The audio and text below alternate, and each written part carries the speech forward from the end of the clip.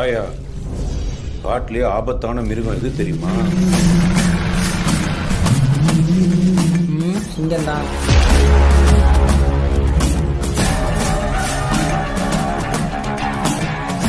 காட்டிலேயே ஸ்ட்ரென்த்தான மிருகம் சிங்கம் புலிலாம் தான். ஆனால் ஆபத்தான மிருகம் ஓநாய்.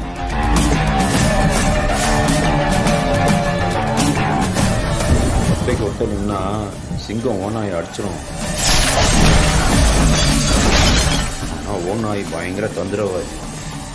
கூட்டமாக சுட்டு போட்டு ஸ்கெட்சு போட்டு சிங்கத்தை அழிச்சிரும். அவன் பெரிய ஆம்பளை தைரியசாலி, அவன் இங்க வந்து போட சொல்லு. வருவான்.